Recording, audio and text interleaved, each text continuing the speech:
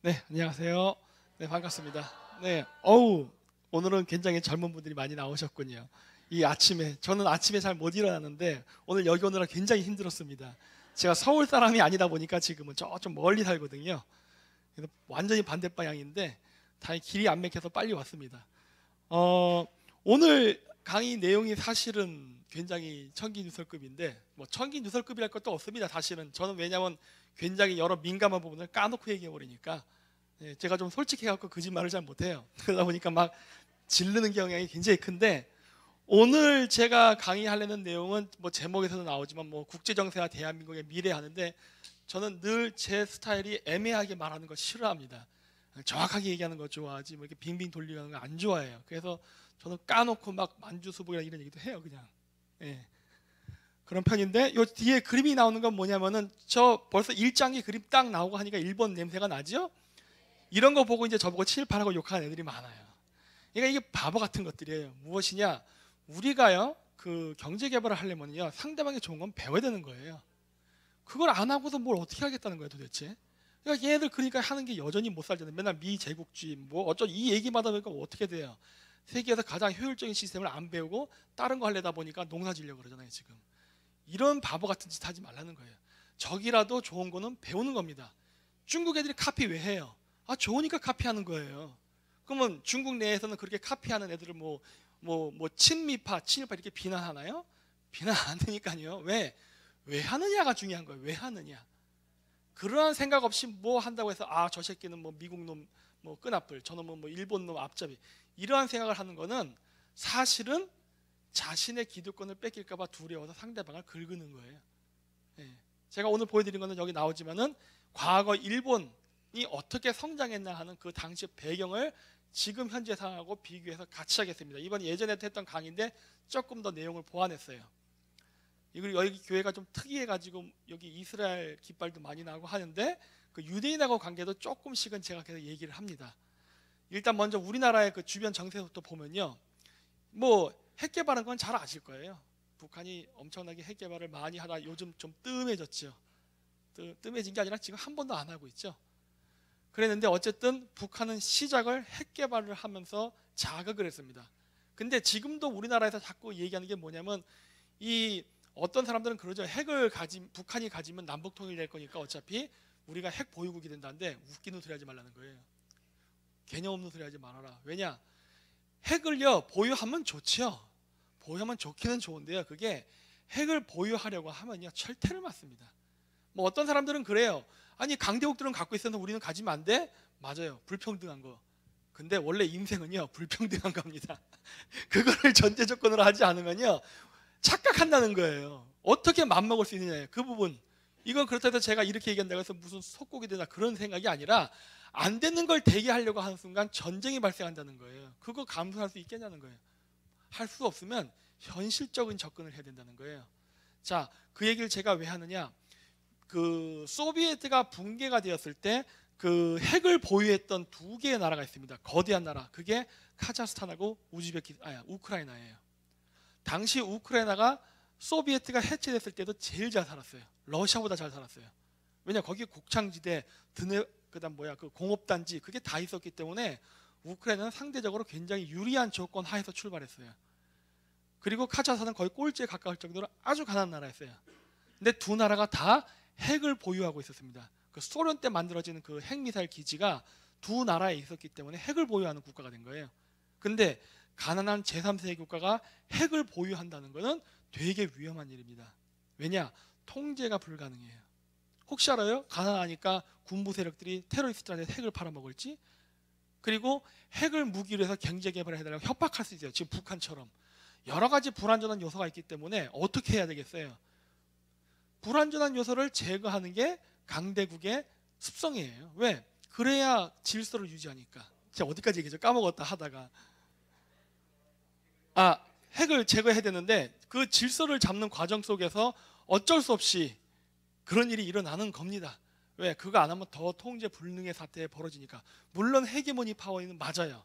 맞는데 그게 없으면요 더 큰 혼란이요. 이게 상당히 질서라는 게 그래서 어떻게 보면 딜레마인 건데요. 그렇게 됩니다. 그러다 보니까 어떻게 되면 카자흐스탄은 핵을 다 폐기했어요. 우크라이나도 동시에 같이 폐기했는데 우크라이나는 핵 폐기하고 그 조건으로 막대한 경제 지원을 받았는데 지금 제일 못 사는 나라 돼버렸고, 그리고 카자흐스탄은 제일 못 사는 나라인데 성공했어요. 그러니까 이게 보면은 그 부자가 되고 가난해지고 하는 건요, 그 순간의 선택이에요, 진짜. 아무리 지금 잘 산다고 해서 그게 영원히 부가 보장되지도 않고, 지금 못 산다고 해서 앞으로도 못 산다고도 할 수 없습니다. 결국 뭐냐, 그거는 선택의 문제예요, 선택의 문제. 근데 그것이 우크라이나는 실패를 했죠. 우크라이나의 실패의 원인은 혼란 때문에 그랬어요. 카자흐스탄은 좀 무식한 방법을 썼습니다. 독재를 했어요. 근데 독재를 써도 그 사람은 뭐였냐면 91년도에 우리나라에 왔었어요. 자주 왔었어요. 그 사람이 와서 한 게 뭐냐면 박정희 본따가 한 거예요. 박정희 대통령 본따가 그거를 그대로 경제개발에 적용시켜서 30년 만에 지금 한 15,000, 18,000 가까이 올라갔죠. 거기는 이제 무상 원조 안 받습니다. 자기보다 못 산 나라를 원조해줘요. 아프가니스탄이나 이런 데다가. 그 정도로 성장했다고요. 네. 그러니까 이 전략이란 게 그래서 중요한 거예요. 이 전략이 없으면요 안 돼요. 국가 전략이란 게 있어야 됩니다. 또 안 되네. 되다가 이거 안 되는데요. 넘겨주세요. 그냥 거기서 다음 페이지 넘겨주세요.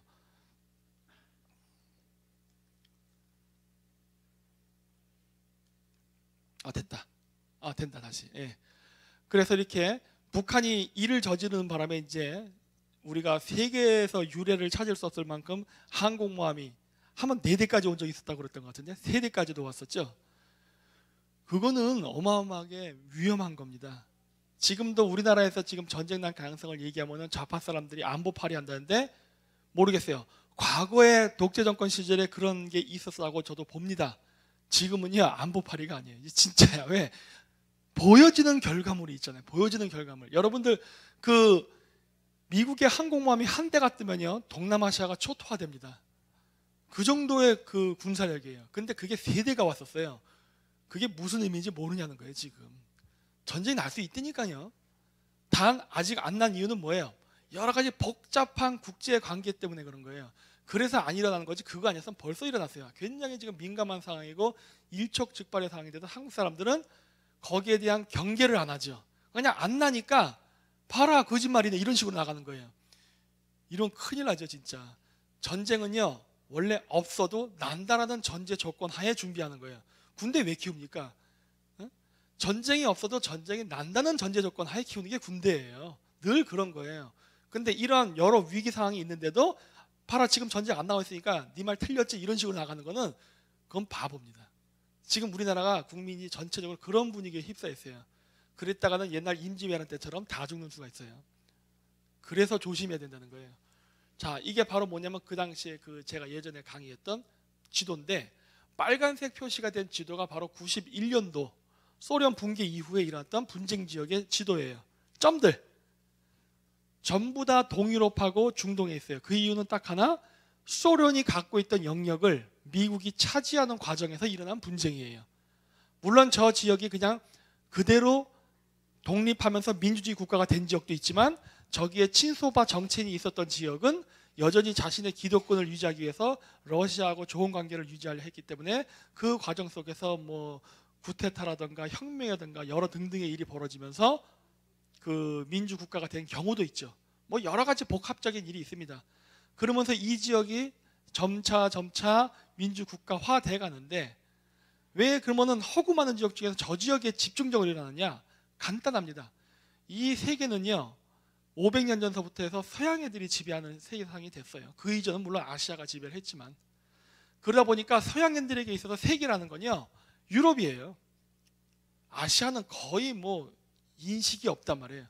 그러니까 서양 애들 그 인터넷으로 뭐 세컨드 월드워 이런 식 2차 세계대전 이렇게 검색하잖아요. 그건 다 독일하고의 전쟁이 나옵니다. 일본도 안 나와요. 일본은 퍼시픽 워라에서 태평양 전쟁이라고 따로 불러요. 우리는 2차 세계대전하면 일본을 생각하지만 서양인들은 물론 당연히 2차 세계대전에 일본 포함되어 있지만 좀 이렇게 바깥의 영역으로 생각한다고요. 유럽인 중심으로. 당연하죠. 걔들 유럽인이니까. 그러다 보니까 어떻게 된 거예요? 소련이 붕괴되고 나서 소련이 가지고 있던 동유럽 그 다음에 중동 지역을 차지해 나간 거예요. 왜? 유럽을 보호하기 위해서 그런 거예요. 유럽을 보호하기 위해서. 그리고 중동 지역의 석유를 장악함으로써 국제 유가를 마음대로 들락날락 못 움직이게 통제하고자, 뭐 이런 것도 어떻게 보면 미국의 야욕일 수 있고 패권일 수 있는 거예요. 자, 근데 문제는 그러한 것들이 여러분들이 생각하기에 부당하다 생각되는 거예요. 표면적인 논리로 봤을 때는 그렇게 생각할 수도 있어요. 하지만 전체적인 그림으로 볼 때는 그거를 나쁘다고 얘기하기가 애매해집니다. 여러분들 아침 식사하고 오신 분 계십니까? 지금? 좀 이따가 아점겸으로 드시는 분들도 계실 겁니다. 그 식사하시다 보면 닭고기도 먹고 소고기도 드시고 그러죠? 여러분들 그 고기가 어떻게 만들어진 거예요? 그거 다 죽여서 만든 거죠? 예? 생명을 죽이는 건 나쁜 거 아니에요. 그거는 맞아요. 원론은 그래, 맞아. 원론상으로는 맞아. 근데 자, 그렇다면 여러분들 안 할 거예요? 그럼 여기서 애매해진다고요. 왜? 내가 또 먹고 살아야 되고 여러 가지 전체적인 그림을 보게 되면 그건 해야 되는데, 이런 식으로 가는 거라고요. 그러니까 어떤 사안을 판단을 할 때 그렇게 단편적으로 보아서 판단하는 건요, 굉장한 오판을 내릴 수 있습니다. 전체적인 그림과 메커니즘을 읽으면서 가야 되는 거예요. 그게 원래 지도자의 역할이고. 근데 좌파들은 어떻게 하죠? 사안을 좁게 보게 만들죠. 하나하나 건수로. 그럼 나쁘지. 그 누가 나쁘지 않대요? 저도 나쁘게 생각해요. 근데 문제는 전체 그림을 봤을 때 어떠냐 하면은 그때는 애매해진다는 거예요. 이게 바로 정치의 어려움이에요. 이걸 갖다 걔네들은 마치 지네들이 모든 걸 잘 알고 정의인 포장을 하는데 사실 세상은 그렇게 움직이지 않습니다. 아주 복잡해요. 저 중동 지역에서 중동 분쟁이 일어나서 어떻게 보면 미국이 한국 사람을 대신해서 손에 피를 묻혔기 때문에 우리가 지금 안정적으로 이런 경제 성장을 한 거예요. 그 덕택을 결국 받은 겁니다. 어떻게 보면은. 그러니까 트럼프 대통령이 자꾸 프리라이더라는 말 자꾸 쓰잖아요. 공짜 무인승차한 나라들. 맞아요. 무인승차한 거는 맞아요. 왜? 우리가 최소한 거기 그 전쟁할 때 전쟁 비용을 대준 적은 없으니까. 전쟁 비용 또 대주면 또 뭐 침략자를 지원했다 뭐 이런 소리 듣겠죠. 그런데 문제는 그러면서 당신네들이 잘 먹고 사는 건 어떻게 그러면 생각하냐고. 그러면 차라리 아무것도 안 하던가. 어? 아예 그러면 센 날에 누더기 옷을 걸치고 그 얘기를 한다면 어느 정도 들어줄 수 있지만, 먹을 거 다 먹고 할 거 다 누리면서 비판한다? 그건 이기주의자예요. 그렇게 하면은. 자기도 그 시스템 안에서 혜택을 보고 있잖아. 동유럽도 마찬가지인 거예요. 동유럽을 키운 이유는 뭐예요? 동유럽이 민주화돼야 서방 유럽 국가들이 안전해지기 때문에 그런 거예요. 다 자국의 이익을 위해 사는 겁니다. 자국의 이익을 위해서 행동하는 게 나쁘냐는 거예요. 그거는 그때 다른 거예요. 자기 나라 입장에서는 자기 대통령이 그렇게 하면 그건 잘하는 거고, 피해를 당하는 상대방 입장에서는 나쁜 놈이겠죠. 상대적이라는 거예요. 상대적. 그 상대적인 거를 우리는 절대 안 보려고 그러죠. 그러면 안 된답니다. 그래서 중동 지역에서 먼저, 동유럽에서 먼저 저런 분쟁이 일었던 것은 바로 그러한 유럽에 대한 우선주의가 있었던 거고, 저기 노란색 쳐진 데가 뭐냐? 지금 일어난 일들이에요. 이제 러시아는 어느 정도 약화가 됐지만 지금 중국이 새로 성장하고 있어요. 중국의 성장 때문에 중국의 팽창을 막기 위해서 드디어 시선이 아시아로 들어온 거예요. 그게 2000년대 초반서부터 시작된 겁니다. 본격적으로. 그래서 앞으로 분쟁 지역은 아시아예요. 우리는 아시아에 있죠? 그럼 우리나라도 분쟁이 날 가능성은 있는 겁니다, 이제. 근데 거기 항공모함이 3대가 왔었어요. 4대까지도 한때 왔었다고 하는데, 이러면 우리는 매우 위험한 상황에 처했다는 걸 알 수 있는 거예요. 과거에는 괜찮았어요. 과거에는 주로 패권 국가들의 관심 지역이 중동과 저쪽 동유럽이었기 때문에 괜찮았어요. 이제는 아니다예요. 현실을 바라보래요. 현실을. 예. 그래서 이제 우리나라는 매우 위험한 상황에 온 것이고, 이 분쟁은 어쩌면 피할 수 없을 겁니다. 왜? 패권은요 절대 나눠주는 게 아닙니다. 독점하는 것이지. 뭐 어떤 사람들은 그래요. 미국의 힘이 약해졌으니까 중국에게 넘어간다. 미국이 미쳤다고 그냥 줍니까? 싸움 한번 안 해보고? 안 되면은 무력 쓰게 돼 있어요. 여러분, 평화의 반대는 전쟁이 아닙니다. 전쟁은요 외교의 한 방법이에요. 좀 외교를 거칠게 하는 수단이 전쟁이에요. 그거 아닐 때는 대화로 하는 거지. 말 안 되면 결국 주먹 날아가는 거예요. 그것도 외교입니다. 착각하지 말라는 거예요. 그래서 우리는 지금 굉장히 미국이랑 좋은 관계를 가져야 됩니다. 왜? 여태까지 우리 경제 성장이 미국하고 함께 움직여서 성장을 했었기 때문에 우리나라의 모든 내부의 인프라, 자본, 기술, 인력 모든 것들이 미국에 엮여 있는 경우가 많아요. 심지어 좌파 애들도 자기 자식들은 미국에 유학 보내잖아요. 그 정도로 우리는 얽혀 있단 말이에요 지금. 근데 미국을 버리고서 반대편으로 쓴다? 쉽지가 않아요. 우리가 아프리카의 가난한 국가만 가능해요. 하지만 이 정도 몸집이 커버린 상태에서 시스템을 근본적으로 바꾼다면요 굉장히 어려워요. 고통이 따른다고 하려고 해도. 근데 그거를 진짜 하려고 한다? 그건 자살행위죠. 지금 그걸 하려면서 운동권 출신들이 하는 대안이 뭐예요? 중국이에요. 중국 성장했으니까 이제 중국이랑 손잡고 미국이랑 손 떼 이러면 된다예요. 죽으려고 환장한 거죠 진짜. 아까 얘기했죠? 모든 국가는 자국의 이익을 위해 싸우는 거 그건 너무나 당연한 거예요. 우리나라 대통령처럼 자국의 이익을 안 생각하는 게 이상한 거예요. 내가 얘기했잖아요. 자국의 이익을 생각하는 건 당연한 거라니까요. 따라서 반칙도 해요. 안 들키면 그만이지예요. 뭐 들켜도 뻔뻔하면 되는 거예요. 그게 국제사회라니까요. 너무 당연한 거야. 예? 근데 왜 우리만 그렇게 하냐는 거예요. 무슨 놈의 이타주의고 그런 게. 예? 그런데 그 중국을 우리가 하면은 된다라고 생각하는 것 자체가 발상이 잘못된 겁니다. 왜? 그럼 주한미군 어떻게 문제 해결할 거예요? 예? 그러니까 걔들이 얘기하는 게 뭐예요? 주한미군 철수 얘기하지. 북한 때문에 철수하려는 것도 있지만 중국 때문에 철수하려는 것도 있어요. 두 개는 같이 움직입니다.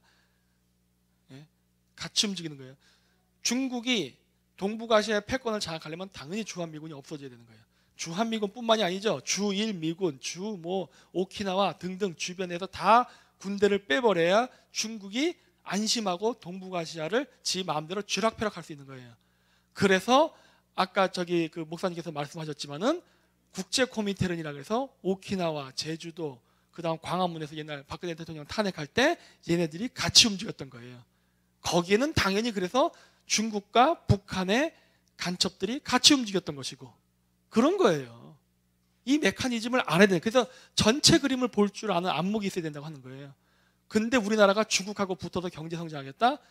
그거는 있을 수가 없는 일입니다. 왜? 이거는 미국의 패권에 정면 도전하는 행위예요. 그럼 어떻게 할까요? 미국이 우리나라를 박살내버리겠죠. 물론 경제적으로 얽힌 게 굉장히 많기 때문에 지금 당장 박살을 내지 않지만 점진적으로 박살내가 나가고 있죠. 우리가 지금 그 과정 속에 있죠.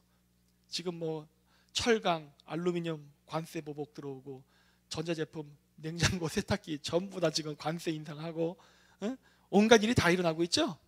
이렇게 죽이는 거예요. 이렇게. 이게 그 원래 국제사회는 자국의 이익을 기반으로 하지만은 때로는 의리도 지켜야 됩니다. 그러니까 저는 약간 국제관계를 그렇게 봐요. 국제법 저는 경우에 따라 무시된다고 봐요. 현실적으로. 근데 여러분 그렇다고 해서 무법은 아닙니다. 왜냐? 여러분 그 깡패들의 세계에서 깡패들이 법을 안 지킨다고 해서 법이 없는 건 아니에요. 내규라는 게 있죠. 내규가 법보다 더 무섭죠. 국제사회도 그런 거예요. 국제법 경우에 따라 파기할 수 있어요. 하지만 동맹국가들도 눈에 보이지 않는 윤리라는 게 있어요. 뭐 그 여기서 얘기하는 윤리라는 건 뭐 도덕을 얘기하는 게 아니라 일종의 의리 같은 관계예요. 그거를 부순다? 죽습니다. 그랬다가는 절대 안 되는 거예요. 지금 그걸 우리나라 좌파 정부가 하려고 하는 거예요. 큰일 나죠. 그거 했다가는 어마어마한 보복이 들어옵니다. 예를 들어 이란의 팔레비 정권이 생길 때 미국의 지원이 있었는데 팔레비 정권이 핵 개발할 때 망했죠. 뭐 그런 사람이 무진장 많아요. 함부로 움직일 수 없는 부분이거든요. 그래서 우리나라에서도 좌파들이 다 얘기하죠. 박정희 대통령 경제 개발한 거 한 거 없다. 미국 애들이 키워준 거 아니냐. 냉전 시대 때 자기네 진영에 그걸 위해서. 맞아요. 틀린 말 아니라니까. 그거 알면 왜 하냐는 거예요. 도대체 그거 알면은. 박정희 대통령의 경제 성장도 미국의 장기적인 지속적인 지원이 없었으면 실패하는 정책이에요. 맞아요. 굉장히 우리나라도 김일성이나 김정일처럼 벼랑끝 외교를 한 거예요.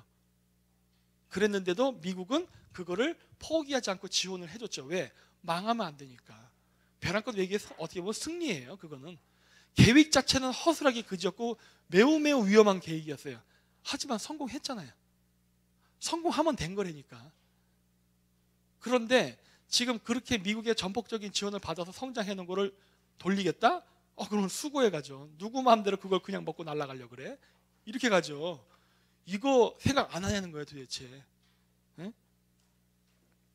우리나라에서 이제 미군 기지 이제 철수시킨다 이런 얘기를 하는 사람들이 청와대라든가 관료에 점점 늘어나고 있습니다.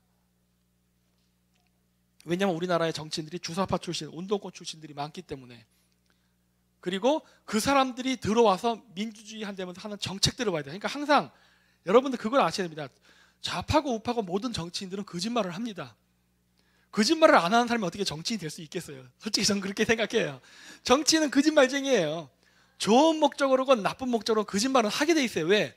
아까 얘기했잖아요. 국익을 위해서는 온갖 반칙도 다 할 수 있는 거라니까요. 물론 사익을 위해서도 반칙은 해요. 그거를 우리가 구별할 줄 알아야 되니까. 그러니까 그거를 거짓말은 할 수 있어요. 저는 그렇게 봐요. 그런데 말은 그렇게 했더라도 진짜 중요한 건 뭐냐? 그 사람이 그런 거짓말을 했을 때 왜 했느냐는 결국 정책과 결과물로서 나옵니다. 왜 그 거짓말을 했을까는. 근데 얘네들 말로 해놓고 지금 하는 게 뭐예요? 중국에다 기술 팔아먹고 있죠 지금. 예? 어저께인가 뉴스에도 또 나왔잖아요. 뭐 JTBC 것도 좌파 방송인데 우리은행에서 뭐 중국이랑 뭐 결탁해서 또 뭐 나왔죠? 네, 제가 자세히 기사를 다 못 봤지만은 그런 짓 하고 있단 말이에요. 그런 짓. 예? 우리나라 저 삼성 반도체 기술 중국이 엄청 뺏어가고 싶어가지고 군침을 흘리죠. 저거 가져가려고. 지금 계속해서 그 박근혜 대통령하고 이재용 부회장 간에 무슨 뭐 경영권 승계에 어떤 비리가 있었다라고 조사한 식으로 해가지고 막 삼성 두들겨 패고 그랬죠. 그래갖고 D램 공장 중국으로 이전시킨다 이런 소리하고. 지금도 그거 진행하고 있죠. 그거 막아야 돼요. 그거 실행됐다면 큰일 납니다. 제가 왜 자꾸 이런 얘기를 하냐? 2008년도 일본에서 그런 사례가 있었기 때문에 그래요. 하토야마 정권 때 일본의 강력한 중소기업들 그런 기술 그 공장이 일본으로 중국으로 해외 법인을 이전하려고 그랬어요.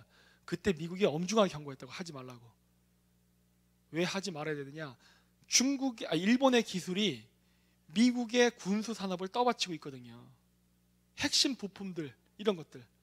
그게 중국으로 가서 물건을 생산하기 시작하면요. 중국의 무기가 강화되는 거예요. 그걸 미국이 가만히 두겠어요? 가만히 안 두지. 그때 어마어마한 무역 보복을 하죠. 그 덕택에 우리가 경제 성장을 어부지리로 합니다. 소니 안 사고 삼성 사주고 토요타 안 사고 현대 사주고 그래서 노무현 대통령이 경제 성장한 거예요. 정치를 잘하긴 개뿔나 뭘 잘해. 에? 일본 죽일래다 보니까 한국 키운 거예요. 일본 죽일래다 보니까 물론 우리나라도 좌파, 일본도 좌파였지만 미국의 입장에서 두 놈을 다 때리면 어떻게 했어요? 단결하겠죠? 그럼 어떻게 돼요? 한 놈만 때려야지. 그럼 누구 때려야 돼? 일본이에요. 일본이 전략적으로 더 우선순위에 있으니까 당연히 일본을 자기 편으로 만들게 두들겨 패고 그 과정 속에서 한국이 반사이익을 먹은 거라고요. 그걸 알아야 된다는 거예요. 근데 이제 어떻게 하고 있죠? 우리가 반대로 하고 있죠? 그러니까 어떻게 돼요? 일본 키우고 한국 죽여버리잖아요. 이거 제가 1년 반 전서부터 계속 얘기했잖아요. 문재인 대통령은 이런 일이 발생한 것이라고. 그대로 가잖아요 지금. 왜? 그러니까 왜 과거의 사례를 연구 안 하냐는 거예요. 뭐 맨날 좌파 애들이 좋아하는 단재 신채호 선생이 얘기하는 역사를 잃은 민족에게 미래가 없다면서요. 왜 역사 공부 안 하는 거예요? 사례를 왜 안 쳐다보지? 사례? 항상 발생했던 결과, 역사적 진실, 그게 우리에게 떳떳하건 떳떳하지 못하건 왜 과거의 사례를 안 쳐다보냐는 거예요. 이런 짓 한단 말이에요. 이런 짓. 이게 뭐 무기 기술 팔아먹는 거. 그 다음에 이번에 지방 분권하고 연결되는 건데 외국인도 정당을 가입할 수 있게 해준다. 미친 짓이죠 이거는. 어느 나라도 하지 않는 짓. 그런데 외국인도 3년 이상 거주하면 이제 투표권 주죠. 물론 지방선거예요. 근데 지방선거에 투표권을 준다고 해놓고 지방분권하면 어떻게 되죠? 우리나라 어떻게 되는 걸까요? 그러면은 그림을 그려주세요 지금. 중국 애들이 우리나라에 대량으로 돈이 들어옵니다. 중국의 부자들이. 정확히 얘기하면 공산당 애들이에요. 간부들. 그런 애들이 중국의 목적에 따라서 국가 이익을 위해서 중국의 돈을 개인 돈처럼 위장을 해서 돈 세탁해서 그걸 가지고 와서 우리나라에서 대량으로 부동산 투자를 해요. 5억 이상 투자하면 영주권 나오죠. 그래가지고 하고 그 다음에 영주권 나오는 것뿐만 아니라 사업도 할 수 있습니다. 그래서 땅을 사고 지방 분권화가 되면은 그 자기가 땅을 산 영역에는 차이나타운도 만들 수 있어요. 그렇죠? 근데 지방 분권화가 되면은 그 지방 의원은 선거를 준비해야 돼요. 선거 때 뭐 필요하죠? 돈이죠. 정치인이요? 정책? 그거 다 개소리고. 우리나라 정치인 중에 그런 거 생각하는 사람 없으니까. 이거라고 이거. 근데 그 돈을 지방에서 누가 많이 갖고 있죠? 그냥 시골에 여러분 시골에 가보세요. 시골에 있는 한국 사람 중에 누가 돈 갖고 있겠어요? 물론 지방 유지겠지. 근데 그런 지방 유지가 아니라 중국에서부터 작정을 하고 대량의 거액의 금액을 갖고 온 중국인들이 더 돈을 많이 갖고 있겠죠? 그러면 우리나라 정치인들은 누구에게 손을 벌릴까요? 결국 중국인에게. 근데 걔네들이 돈만 있는 게 아니라 투표권도 갖고 있어. 당연히 그런 걔네들 말을 듣는 거죠. 그렇죠? 지방 분권화가 되면요, 북한에 대한 적화보다도 중국화가 더 빨라요. 지금 이거 하고 있는 거예요, 지금 중국이. 근데 이 짓을 얘네들이 도와주고 있죠. 내가 그래서 얘기하잖아요, 얘네들. 그래서 내가 친중파가 위험하다고 하는 거예요. 친북도 위험해요. 친북도 위험하지만 친중이 더 위험합니다. 왜? 미국의 제1의 적이 어디일 것 같아요? 북한일 것 같습니까? 중국이에요. 중국이 우리나라에서 이 짓을 하는데 미국이 가만히 있겠어요? 정신 차리라예요. 지방 분권화 되면 이 일이 발생하는 거예요. 차이나타운 생기고, 차이나타운이 안 생겨도 모든 우리나라의 지방 의원들은 중국의 말을 듣게 돼 있어요. 중국의 말을 들으면 여러 가지 일들을 할 수 있습니다. 예를 들어서예요. 예를 들어서 어떤 거? 예를 들어 삼성이, 걔네들 입장에서는 악덕 기업 삼성이죠. 악덕 기업 삼성이 그 값싼 토지를 매입해 가지고 예를 들어 신 컴퓨터 반도체 기술을 가지고 새로운 신제품을 개발하려고 값싼 지역에 대규모 거대 공장을 만들어 수출 기지를 만들려 할 때 중국이 방해 공작할 수 있죠. 국내에 못 짓게 하려고. 야, 데모해. 우리 아름다운 환경이 예를 들어 반도체 공장이 들었으면 물이 오염되고 백혈병 걸리고 다 죽는다. 그걸 보고 좋아하잖아요, 좌파 애들이. 그러면 어떻게 되죠? 결국 국내에 지려고 하다 안 되면 어디로 가요? 중국으로. 이 작전도 할 거라고요. 이게 조만간 일어날 일이에요. 조만간.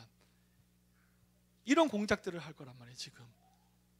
그러면 우리나라는 동남아시아 되는 거예요. 아시겠어요?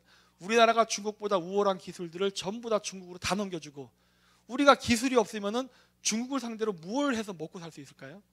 우리가 전자제품을 중국에 팔 수 없다면 뭘 갖고? 동남아시아 애들 뭐 먹고 살아요? 필리핀, 태국 이런 나라 뭐 갖고 살아요 지금? 섹스 관광. 간단해요. 섹스 관광이에요. 한류. 이럴 때 한류가 빛을 발하죠. 이거 외에는 없어요 우리나라. 연예인. 연예인 뭐해요? 연예인 비하하는 게 아니라 우리나라가 먹고 살 수 있는, 근본적으로 제대로 먹고 사는 길을 다 잃어버리는 거예요. 태국이 그거를 탈피하기 위해서 무진장 노력했잖아요. 그래도 잘 안 되고 있잖아요 지금. 왜? 기술은 쉽게 안 줘요 다른 나라가. 우리처럼 이렇게 기술을 막 중국에 퍼준 나라는 없어요 지금. 그러니까 미국이 노발대발하는 거예요. 아니 기껏 키워주고 기술 줬더니 중국에다 팔아넘겨? 이런 새끼를 만나 이렇게 되죠. 어마어마하게 지금 우리가 위기를 부르고 있는 거예요. 지금 미국이 당장 내가 봤을 때 전쟁이 안 나는 거는 동북아시아 자체가 굉장히 지정학적으로 민감한 지역이기 때문에 안 나는 것뿐이에요. 사실 저 중동 같았었으면 벌써 전쟁 났어요. 구테타가 나도 났고 혁명이 일어났다고. 그러지 않는 이유는 매우 민감한 지역이기 때문에 그래요. 하지만 이런 식으로 자꾸 한다 아주 분위기 험악해질 겁니다. 저는 아예 단언을 해요 진짜. 왜? 과거에 그런 사례가 있었기 때문에. 그래서 제가 자연사 박물관 이런 이름을 지었던 이유가 그것 때문이에요. 너희들 그렇게 했다가 큰일 나요. 자연사 한다 해요. 그런 식으로 했다가는 너무나도 위험한 짓을 하고 있다는 거예요. 뭐 알고 하는 거야? 이런 거거든요. 니들이 바깥 세상을 봤어? 이거예요. 제가 유학을 뭐 가방끈이 길다 가지만 저는 미국 유학파가 아닙니다. 저는 제3세계에서 유학한 사람이에요. 그것도 무려 박사학위를 10년에 가까이. 여러분 제3세계에서 박사학위 10년 하기 쉽지 않습니다. 왠지 알아요? 돈만 주면 박사학위 딸 수 있는데 10년 해볼 수 있어요? 안 해요. 보통 돈 주고 끝내려고 그러지. 저는 거기에 있으면 이런 것들을 봐도 이 더러운 정치의 세계, 이 이권 관계를 놓고 싸우는 이런 것들을 저는 직접 현장에서 봤기 때문에 이런 얘기를 하는 거예요. 그 이권관계 싸움에 뭐 제3세계끼리 싸운 줄 아세요? 아니에요. 제3세계 국가는 대리국가야. 하수인에 불과하고 진짜 그 큰 뒷배경에는 결국 미국, 중국, 러시아예요. 얘네들이 싸움이야. 그러면서 온갖 공작과 그런 것들이 다 펼쳐지죠. 저는 그걸 봤기 때문에 얘기하는 거예요. 어? 세상을 핑크빛으로 보지 말라요. 세상은 핑크빛이 아니라 핏빛입니다. 더러워요. 정치인은 그걸 알아야 되는데 이것들이 엉뚱한 짓을 하네. 그러니까 이렇게 WTO 같은 것도 중국 애들이 사드 문제를 해서 우리나라를 압박할 때 그 국제재판소에 걸면 우리가 이길 수 있었어요. 왜? 중국이 말도 안 되는 짓거리를 하는 거니까. 근데 우리가 어떻게 합니까? 포기합니다. 제소 안 해. 그래놓고 이번에 미국이 하니까 제소해요. 야, 이것 봐라. 아니, 중국 애들은 막 때려 부수고 별짓을 다 할 때도 제소 안 하더니 미국은 야, 우리 한번 법안 검토하고 하자 말로 했는데도 제소 안 돼. 아니, 이런 경우가 어디냐는 거예요. 이거는 의리고 나발이고 이건 진짜 엄청난 배신이에요. 이렇게 하는 거는.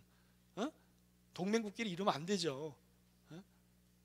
이런 식의 배신 행위와 그 이 외교적인 기본적인 룰, 암묵적으로 지켜야 될 내규가 있댔잖아요. 내규. 이걸 안 지키고 진짜 살아남을 수 있을 거라고 보는 거예요. 저는 국제사회는 범죄 집단과 똑같다 보거든요. 내규 안 지키면 걔는 가는 거예요, 진짜. 뭐 이렇게 이런 것들도 통과하고. 그래서 제일등포도 통과할게요. 이런 것들은 시간 관계상.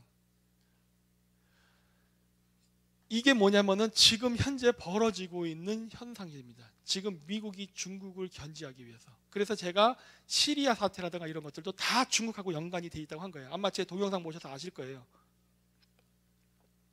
저는 예측하기로 시리아 내전은 더 심해질 겁니다. 더 격화될 거예요. 앞으로. 왜? 그게 결국 중국을 괴롭히는 일이기 때문에. 여기 보시면은 지도에도 나오지만은 지금 분쟁 지역은요, 중국이 추구하고는 1대1로의 선에서 일어나는 거예요. 이 보세요. 여기 지금 그 각종 군대들이 들어오고 미군들이 군대를 강화시키죠. 이거 중국이 얘기하는 1대1로 중에 바닷길, 그 길이에요. 지나가지 못하게. 그러면 여기 지금 중동 지역에 저기 분쟁이 발생했죠. 저기 왜 그런 줄 아세요? 1대1로 중에 실크로드, 중국 땅 딱 나오자마자 연결되는 지점에서 다 분쟁이 나왔어요. 저렇게 되면 어떻게 돼요? 1대1로는 실패하는 거지. 중국이 이번이 아니라 한 달 전인가 한 달 반 전에 그 시리아에다가 중국군을 파견했어요. 한 1,500명 정도를. 뉴스에 나오더라고요. 이거는 어떠한 의미일까 하는 거예요. 그냥 일반 사람의 시각에서는 아, 시리아에 중국군 같구나 하고 끝나지만은 이 전체적인 메커니즘을 볼수한 사람 입장에서는 다른 얘기입니다. 이게. 저는 그 얘기를 딱 보고 어떤 걸 느꼈느냐. 아, 드디어 트럼프가 이길 가능성이 좀 높아졌다. 중국을 이길 가능성. 왜냐?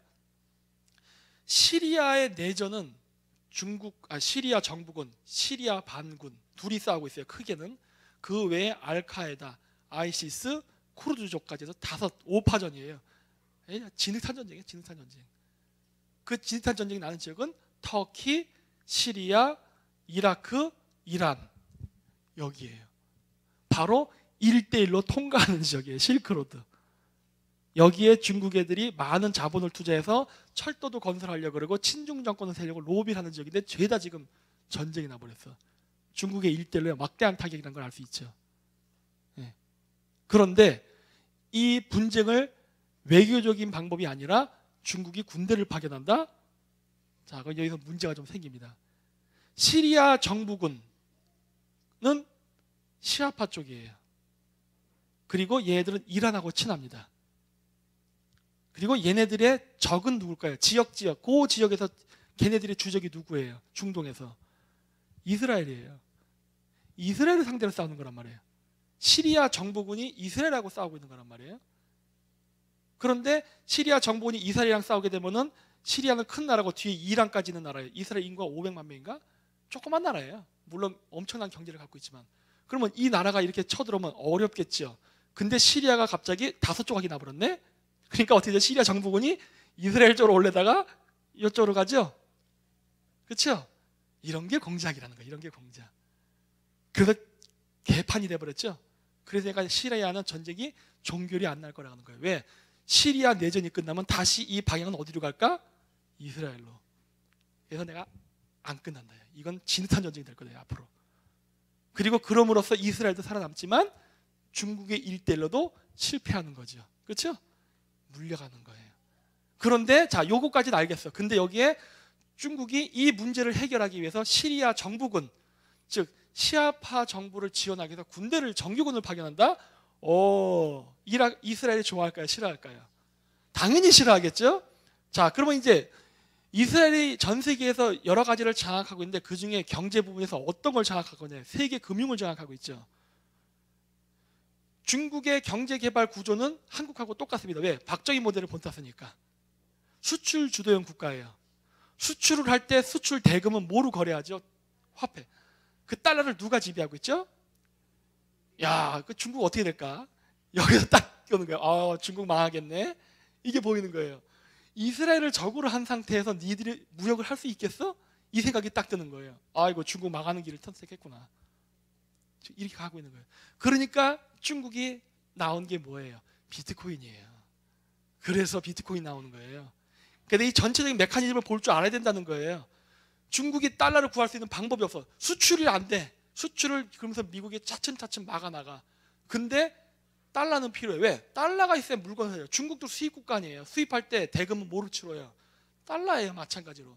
수출할 때도 달러를 받지만 수입할 때도 달러를 해야 된단 말이야. 달러 없이 어떻게 이 13억 인구가 먹고 사냐고요. 안 되잖아요. 달러를 구해야 되는데 수출을 자꾸 막으니 수입이 주네. 그러니까 어떻게 돼요? 전자화폐를 통해서 달러를 확보하려는 게 전략이란 말이에요. 그 나머지는 제가 막 강의 때도 여러 번 얘기했으니까 그 외에 세세한 그런 일들이 벌어지고 있는 거예요. 이것도 지금 조지고 있죠. 지금 미국이. 이런 상황이란 말이에요. 그러니까 지금 어마어마하게 힘든 거예요. 근데 그거 아십니까? 이 비트코인 거래하는 나라가 중국, 러시아, 이란, 스위스, 그 다음에 북한, 이렇게 움직이고 있단 말이에요. 여기서도 또 한편이 보이는 거예요. 그대로 내는, 이 그림하고 똑같은 거예요. 그러니까 이 국가들이 함께 반미 국가 전선을 형성해서 달러가 아닌 새로운 화폐를 이용해갖고 자기네들끼리 결제 수단을 만들어서 하려는 거를 알고 미국도 강력한 제재를 하는 거예요. 근데 우리나라가, 제가 강의 때 얘기했지만 한국에서 거래되는 비트코인의 거의 90% 이상은 중국산이라고 그랬죠. 우리가 그 돈 세탁 업무를 도와주면 어떻게 될까요? 내가 얘기했잖아요. 하지 말라는 거예요. 그러니까 그런 거 그림을 보라요. 그림을 보라. 뭔지 알아? 내가 그러는 거예요. 뭐 수익성이 어쩌고. 내가 수익성 얘기했어? 그거예요. 아니 수익성까지만 그건 나 마약거래 할까? 응?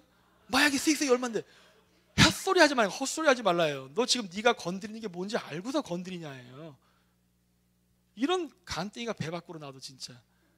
응? 제가 그래서 늘 강의 때 얘기하잖아요. 정치인들 부패 저지를 수 있고 뇌물 받을 수 있고 뭐 요즘 미투 운동 연락이 하지만 섹스 스캔들 있을 수 있다예요.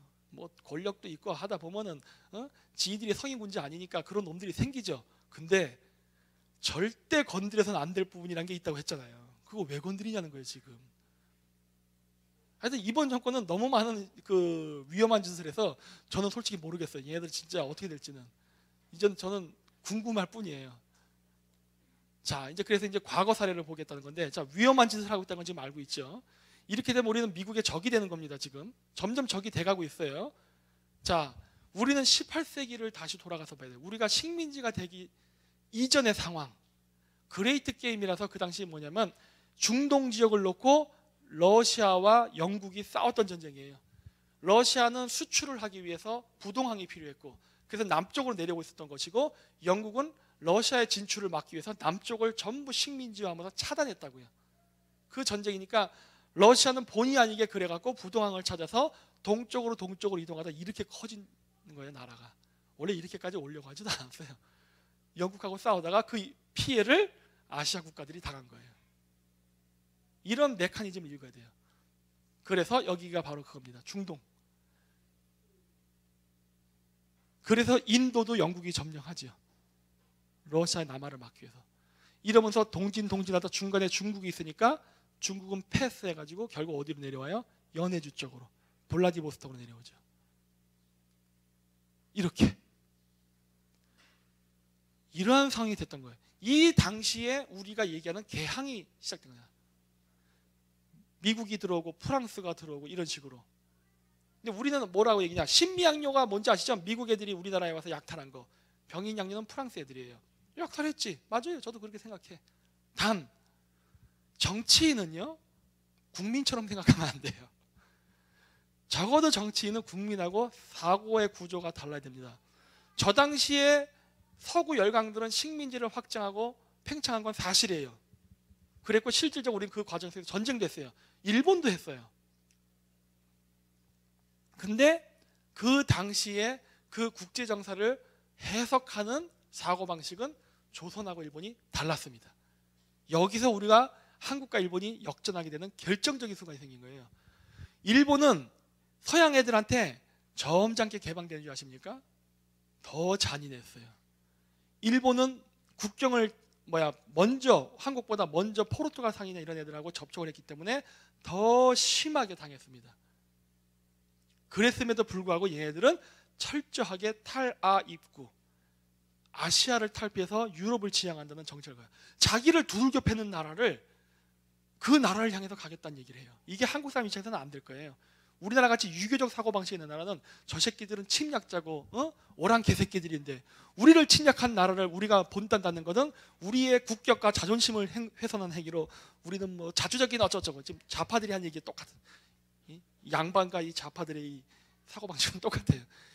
이런 짓거리를 했단 말이에요. 근데 일본은 어땠어요? 그 당시에 두들겨 맞으면서 야, 맞아 보니까 무지장 아프네. 저 새끼들은 저런 무기를 어디서 만들었을까? 나도 배워야겠다. 이렇게 나간 거예요. 이 사고방식이 조선과 일본의 운명을 바꾼 거예요. 얘가 있잖아요. 국제정치는 냉엄화되니까. 그리고 그러한 것들은 양육강식에 새긴 거 당연한 거예요. 일본은 그거를 맨날 전국시대 사무라이 문화가 있었으니까 현실적으로 바라보고 받아들인 거고, 우리는 맨날 유교적 사대부주의 논리에 빠져서 공허한 이상, 공산주의 이상하고 똑같은 거 아니에요. 현실이 아닌 이상, 이것만 얘기하고 상상하다가 결국 그르친 거라고요. 똑같은 일이 벌어진 거예요. 그래서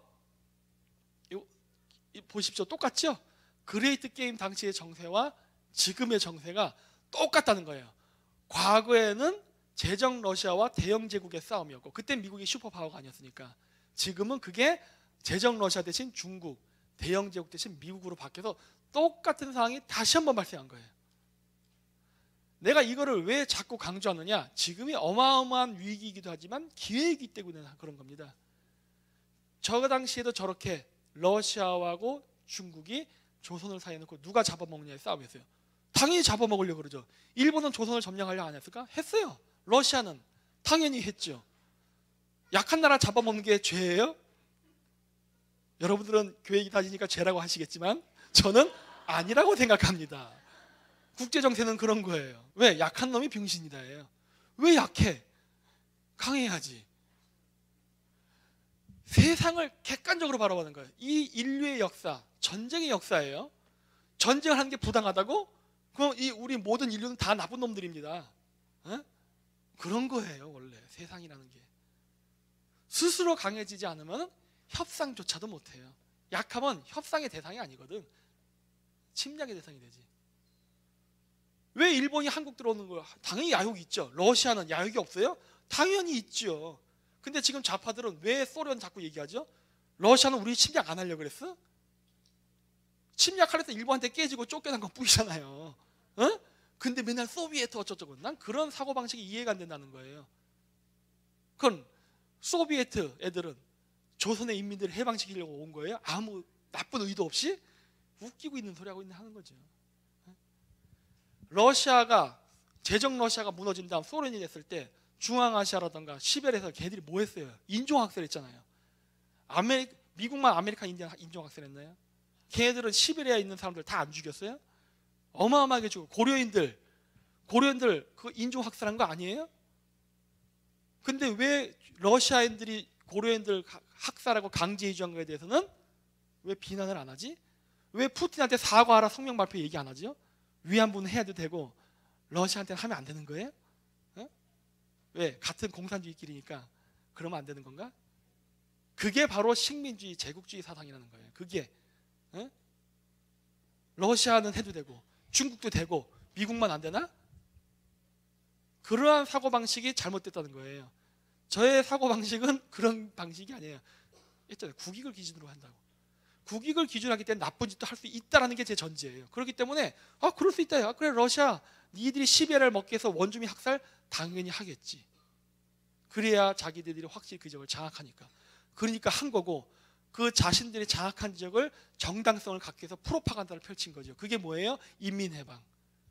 그러면서 그 지역을 점령하기 위해서 그 지역을 공격할 때는 당연히 그 지역에 세력이 있겠죠. 지도급 인사들이 있고, 그 지도급 인사들을 제거하는데, 제거를 하면서도 지지를 받으려니까 뭐예요? 인민해방. 그러면서 카자흐스탄이나 몽골이나 시베리아에 있는 많은 전통적인 그 지도층들을 바로 프롤레타리 혁명의 해방이라는 명분으로 제거하고 인종학살을 하면서도 존경을 받고. 그게 식민지 정책 아니에요? 반식민지를 외친다는 놈들이 식민지 정책의 부역자들이 돼 있네. 근데 그래서 내가 비판하는 거예요. 웃기는 짓 하고 있네 하는 거예요. 미제국주의 웃기는 소리 하지 말라요. 그래서 동아혁명을 일으키죠. 나는 이걸 정말 바보 같은 혁명을 생각하거든요. 그래갖고 맨날 싸워요. 좌파들이랑. 제가 왜 바보라고 생각하냐? 세상을 읽고 움직이는 거예요. 물론 얘들은 세상을 읽는다 그래요. 이렇게 우리나라의 그 하느님이 어떻게 어쩌고 얘기해요. 웃기는 소리 하고 있냐는 거예요. 무슨 신이 이렇게 세상을 못 읽어? 지들 생각이지. 그 당시에 서양 애들이 총포를 가지고 세상을 점령했던 건 엄연한 현실이에요. 냉정했어요. 자원 조달하기 위해서, 시장 확보하기 위해서. 일본도 터졌고 우리도 터졌고 중국도 얻어맞았어요. 세 나라가 다 얻어 터졌어. 근데 일본만 서양의 무서움을 알았고 두 나라는 깔봤죠. 그리고 결과는 비참한 거였고. 동아혁명의 결론이 뭐냐? 친일이에요. 친일. 아세요? 동학혁명의 정신을 계승하겠다고 요즘 헌법에도 집어넣겠다면서요? 난 대단하게 동학혁명의 어느 정신 구체적으로 찝어보라요. 바깥 세상을 모르고 자기들끼리 뭉치는 수구적인 봉건적인 동학혁명의 정신, 아니면은 민주주의를 거부하고 고종 황제라는 왕을 중심으로 한 왕건 체제로서 복권을 위한 혁명? 왜냐? 동학혁명은 탐관오리를 제거하고 왕정 시스템을 유지하자는 거였어요. 그건 민주주의를 포기하고 봉건제 국가로 가자. 김일성이랑 똑같아지는데, 북한이랑. 그러한 정신을 추구한다면, 그게 아니라면은 동아혁명을 실패하고 나서, 물론 실패한 원인에는 고종의 그런 게 있었죠. 참 웃기죠. 동학 사람들은 탕가놀이를 제거하고 고종을 왕제로 유지하자는데, 문제는 동아혁명을 누가 진압하라 그래요? 고종이 했잖아. 그래갖고 때려잡아 죽이죠 다. 그래서 동학군대가 다 해체된다면 어떻게 됩니까? 일진회가 되잖아요. 일진회가 뭐 했어요? 고종 쓰러뜨리는데 혁혁한 공을, 친일단체 아니에요. 그러면 동학혁명의 정신을 계승하겠다는 건 어떤 부분을 얘기하는 거예요? 봉건제도의 유지? 아니면 반외세? 아니면은 친일? 어느 쪽이 동아혁명의 정신이지? 물론 얘네들이 얘기한 동아혁명의 정신은 그거죠. 우리나라에서 동아혁명 정신을 굉장히 높이 평가한 이유는 딱 하나입니다. 근대 시대에 농민혁명으로서는 최초이기 때문에. 그게 북한의 공산주의의 프롤레타리 혁명의 정신과 같기 때문에. 그러니까 동학난도 아니고 동학운동도 아니고 동학혁명이라 얘기하는 것뿐 아니에요. 그거 아니야? 내가 그 얘기하는 거예요. 니들 얘기하는 거 프롤레타리 혁명 얘기하고 싶은 거지. 그게 제가 동학을 바라보는 시각이에요. 그거를 정당화시키기 위해서. 근데 막상 동학 애들이 한 역사적 사실을 보면은 크게 잘한 게 없어요. 제가 봤을 때 우리나라를 오히려 위기에 빠뜨렸어요. 오늘날의 촛불혁명하고 똑같아. 동학운동을 계기로 해서 우리나라는 국제사회에서 완전한 고립이 되고, 결국 미국이라던가 영국이 조선을 일본에 넘기는데 근본적인 토양을 제공했단 말이에요. 그게 동학혁명이야. 뭐가 그렇게 대단하다는 거예요. 그리고 나중엔 그게 또 어떻게 쓰입니까? 동학혁명이 공산주의자들의 프롤레타리 혁명을 정당화시키는데 이용당하잖아요. 그럼 동학혁명 아무 의미 없네 이렇게 되는 거예요. 근데 난 동학혁명을 평가하지 않아요. 여기가 뭐냐? 아간파천 했던데. 동학혁명 실패하고 나서 청일전쟁에서 지고 시모노세키 조약 맺고 나서 고종이 움직인 데가 바로 러시아로 가요. 러시아에 빌붙어요. 그리고 나서 일본이 바로 영일동맹을 맺습니다. 왜 맺었어요? 이걸 생각해야 돼요. 우리나라 세계 사실을 안 가르치죠? 왜 아간 파천 다음에 영일 동맹이 일어났냐예요. 내가 얘기했잖아요. 왜 서양 애들이, 미국 애들이, 프랑스 애들이 우리나라에서 대포질하고 약탈질하고 야 개항하라 이런 요구 왜 했냐는 거예요. 물론 걔네들이 처음에 왔으니까 한국은 신천지 아닙니까? 모르는 땅. 보니까 애들이 어리버리해. 무력으로 제압할 수 있겠는데 하고 대포 쏜 거예요.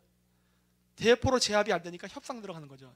야 그럼 말로 하자. 내가 얘기했죠? 전쟁과 협상은 같은 거라고. 그걸 거칠게 하느냐 부드럽게 하느냐 차이밖에 없는 거예요. 이거 무력 썼는데 안 되네? 얘네들이 죽창을 갖고 싸워도 너무 거친데? 그건 말로 해야겠는데? 바뀐 것뿐이에요 정책이. 근데 무력을 쓰느냐 말로 하냐가 아니라 얘네들이 왜 왔냐예요. 그게 중요한 거예요. 얘네들이 왜 왔냐.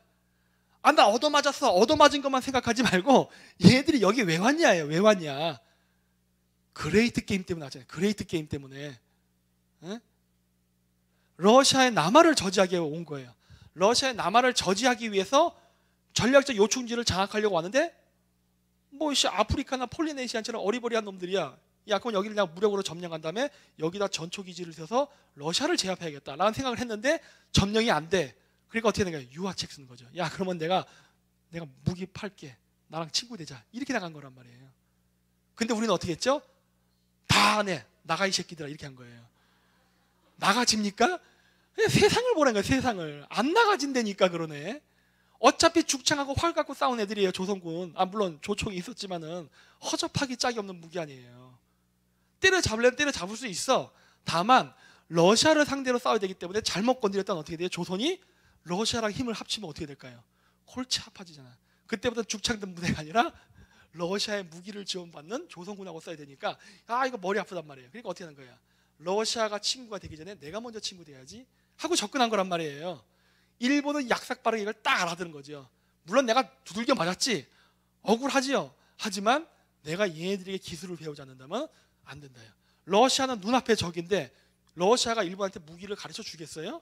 지금 러시아는 지금 일본도 잡아먹으려 하는 나라인데 일본은 어떻게 한 거예요?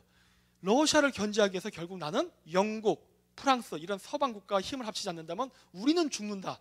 이걸 알았기 때문에 메이지 혁명을 한 다음에는 바로 탈화입고 한 거예요. 그때 우리나라 정치 뭐 했냐는 거예요. 투쟁, 좌파들이 좋아하는 거, 응? 척화비 세우고. 지금의 우리나라 정치와 똑같죠. 미쳤다는 거예요. 그래서 미쳤다는 거. 가능하지 않은 걸 가능하게 하려고 하는 거죠. 그러니까 바로 아간 파천 이후에 영일동맹이 바로 맺어진 거예요.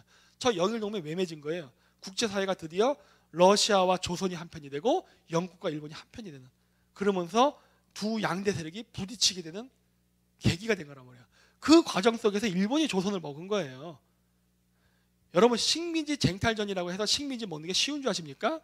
내로남불 시대예요. 물론 지금도 그렇지만 내가 먹는 거는 개척, 남이 먹으면 침략이에요. 저 때도 그랬어요. 그러니까 맨날 조약 맺고 국제법에 의하면 어쩌자 하면서 저 새끼는 침략하는 나라면 그건 지는 침략 안 했어? 대영제국 그 많은 해가 지지 않는 나라 어떻게 만든 거예요? 침략해서 만든 거지. 근데 프랑스가 할 때는 침략이라 얘기해. 또 프랑스는 또 자기는 떳떳해. 요즘 프랑스 좌파에도 우리나라 요즘 엄청나게 활개치고 다니잖아요. 민주화 얘기하고 르몽드 이런 거 하면서. 그래놓고 영국이 하면은 침략이라 얘기해. 웃기는 소리라는 거죠. 다 그놈이 그놈인데. 다 그놈이 그놈이에요. 그랬음에도 불구하고 우리 전혀 인지를 안 한다는 거죠. 그래갖고 그 다음에 러일 전쟁이 일어난 거예요. 영일 동맹 맺은 목적은 뭐다? 러시아 때문이에요. 그렇죠? 일본이 힘이 약해. 메이지 유신을 했대지만은 그 당시에 메이지 유신에서 일본 개뿔도 아니죠. 사무라이 맨날 그래도 해가지고 싸움 기질이 있어서 전쟁만 하면 자꾸 칼을 뽑으려고 그래. 그러니까 영국 애들이 야 총으로 싸워. 그런 거. 뭔 놈의 칼이야. 사무라이 정신 개나 줘버려. 이렇게 된 거예요. 시대가 변했대요. 시대가 변했다. 여러분 라스트 사람의 영화도 보셨잖아요. 감동적이죠? 저는 그러진 않을 거예요. 기관총 쏜데 칼 들고 왜 덤벼? 응? 현실은 그런 거 아니에요. 그 영화니까 가능한 거고 현실에서 그러면 큰일 나요. 그건 개죽음이야. 그러니까 미국 애들, 영국 애들 가르쳐 준 거야. 야, 전쟁은 이렇게 하는 거야. 이렇게. 알았어? 하고 근대화식 무기 체계를 가르쳐 준 거예요. 그리고 일본은 그거를 빨리빨리 흡수한 거예요. 여러분 푸치니의 오페라 나비 부인 아시죠? 그 나비 부인이 아름다워 보이십니까? 그 되게 더러운 영화예요. 오페라예요. 알고 보면은 나비 부인이 뭐냐면 검은배 사건 일으켜가지고 미국 애들이 일본을 개항시킨 다음에 들어와서 온갖 진상을 다 부렸다고요. 점령군이니까 막 부녀자들도 그냥 지나가면은 막 강간하고, 그래서 위안부가 생깁니다. 일본에서.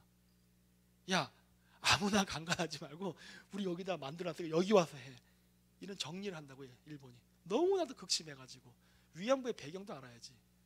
하여튼 뭐 그런 일도 있었어요. 그 과정 속에서 일한 게 푸치니 그 오페라의 배경이에요. 점령군의 미국 장교가 와가지고 여기 일본 여자 있네 하고 겁탈해서 인심시키고, 나중에 가서 미국 여자랑 결혼해서 오고, 그거 먹고 쇼크 먹고 자살하고. 뭐가 아름다운 사랑의 이야기야. 개불단이지. 응? 지들 입장에서야 아름답게 묘사되지만 피해자 입장에서는 하나도 안 아름다운 거라고. 자살했잖아요. 여자가 열받아서. 그걸 예술로 승격화시킨 것 뿐이지 사실 현실로 보면 그건 막장 드라마죠. 진짜 완전히. 그런 시대였다고요. 지금은 덜한 편이지만 여전히 그래도 양육강식의 논리는 지금도 존재한다고요. 일본은 그러한 피해를 당하면서도 어떻게 했어요? 타라이고 했댔잖아요. 왜? 세상을 본 거예요. 야, 이게 세상이 내 마음 같지 않아. 여기서 극복할 수 있는 방법은 이거를 극복하는 수밖에 없다. 예를 들어 그런 거예요. 내가 지금 등치 큰 러시아랑 예를 들어 일본의 입장이에요. 영국 애들이 지금 쳐들어왔어. 그랬는데 러시아 애가 나를 뒤에서 딱 잡았어. 그리고서 영국 애가 나를 패려 그래. 그러면 이 위기를 어떻게 극복하냐예요. 뭐 합기도 저는 배웠는데 뭐 합기도 원리 이용해서 뭐 이렇게 뭐 꺾어 이따만한 제 허벅지만한 팔뚝을 갖고 있는 애들이 나를 붙잡고 있는데 그런 기술이 통할 거라 생각하세요? 아무것도 안 통하지. 일본이 택한 방식이 뭐냐? 걔들 좋아하는 거 이거 하락길이 할보간이에요. 칼을 배를 훅 찔러갖고 쭉 당기면 뒤에 놈 찔리겠지. 에라이 새끼 같이 뒤져버리자 한 거예요. 일본은 피해를 받으면서도 결국 서방 국가와 손을 잡습니다. 왜? 이게 내가 살 길이다. 더 깊숙이 들어가지 않는다면 죽는다예요. 그게 일본이 선택했던 방법이에요. 성공했죠. 그게 근대화의 결정적인 계기래요. 왜? 영국의 식민지가 너무 많아가지고 인도 하나만 해도 영국 인구의 몇 배입니까? 어마어마하잖아요. 거기서 뭐 세포의 한적이 일어나고 맨날 인도에서 독립운동 한다고 하니까 거기에 군대 쏟아붓다 보니까 처칠도 영국에 가서 군대 그거 인도군이랑 싸웠던 애 아니에요. 그랬기 때문에 군대가 딸려. 일본을 점령할 수는 없어. 그러니까 어떻게 한 거예요? 일본을 키워준 거예요. 일본이 바로 그 약점을 정확히 이용한 거죠. 너희들은 나 점령 못한다 해요. 나를 키워라. 서양 애들이 일본에 와서 진상짓 부릴 수 있어요. 아까 얘기했던 그런 식으로 가갖고 막 아무데나 가서 약탈하고 노략질도 할 수 있어. 일본은 오히려 그런 걸 눈 감았어요. 왜? 더 큰 그림을 보고 있었기 때문에. 야, 일본은 머리가 좋죠. 아주 영악해. 예. 그래서 가스라테포트 밀약이 그 다음에 맺어진 거예요. 왜? 그 당시에는 헤게모니 국가가 영국이었기 때문에 영국이 일본이랑 친해지니까 미국도 따라서 일본하고 한편이 된 거예요. 이러면서 점점 일본에게 유리한 국면이 되죠. 그리고 러일 전쟁에서 러시아가 패하니까 어떻게 된 거예요? 야, 얘기했죠. 조선과 러시아 연합군대. 그렇게 얘기하면 좀 애매하지만 어쨌든 고종이 러시아에 붙어버렸기 때문에 러시아, 조선 어쨌든 연합군 때 일본, 영국, 미국 연합군이란 말이에요. 싸웠어. 조선 내에서. 왜? 어차피 그레이트 게임의 한 부분이니까. 그리고 러시아가 졌어요. 자, 그럼 이제 조선은 어떻게 되는 거예요? 영국은 못 먹는다 그랬죠? 너무 식민지가 많아서. 미국도 못 와요. 미국도 그 당시에 서부 개척 시대라서 아직 태평양 해안으로 다 닿지도 못했어. 거기 항구도 없어요. 그러니까 미국 해군이 돌아오려면 쭉 돌아와야 돼. 남미를. 올 수도 없는 상황이야. 결국 러시아를 전쟁에 이기긴 했지만 러시아가 다시 힘을 키워서 또 남진할 수도 있잖아요. 그럼 그걸 막으려면 어떻게 해야 돼? 일본 너 먹어. 이렇게 된 거예요. 이게 카스라테포트 밀약 이후에 조선이 일본 땅이 되는 계기예요. 뭐 좌파들이 얘기한 것처럼 뭐 미국이 뭐 조선을 배신하고 어쩌고 헛소리하지 말라요. 응? 그러한 상황을 만들었잖아요. 그게 우리가 망하게 된 계기라니까. 그래서 이렇게 일본이 조선을 먹는 거예요. 이거는 뭐냐? 우리가 그때 일본처럼 정확히 국제정세를 인지했다면은 지금 만주랑 연해준이 한국 땅이에요. 남북 분단도 안 당했어요. 왜? 러시아의 남하를 막기 위한 것이었고, 러시아의 남하를 막기 위해서 일본의 해군, 조선의 육군이 필요한 거예요. 왜? 바다와 땅을 다 막아야 되기 때문에. 바다는 일본이 섬나라니까 막을 수 있어요. 육지를 어떻게 막을 거야? 당시만 해도 일본은 초창기 국가였기 때문에 근대화를 한다고 했지만 허접한 군대였거든요. 허접한 군대. 그랬기 때문에 일본의 군사력은 못 이겼어요. 여러분 그 하린골 전도 아시죠? 모르세요? 그 마이웨이인가 영화 보면은 나오는데, 그 몽골 땅에서 이렇게 일본군이 러시아군이 이렇게 전쟁해갖고 일본군이 대패한 전쟁. 하린골 전투래. 일본이 몽골까지 들어가서요. 러일 전쟁 우리는 바다에서 끝난 줄 아시죠? 바다 전쟁 끝나고 육지전까지 합니다. 조선에서만 한 게 아니에요. 만주에서 전쟁이에요. 물론 초창기에 러시아가 많이 밀려. 왜? 볼셰비키 혁명이 나서 정치적 혼란 상황이어서 그때 군대가 통제가 안 됐거든요.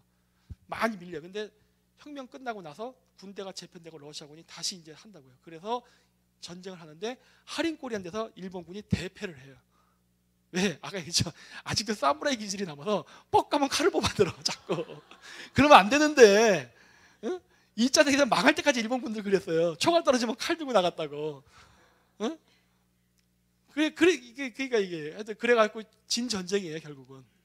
응. 그래서 하린골 전투에서 지면서 국경이 이게 만주로 해서 딱 끝난다고요.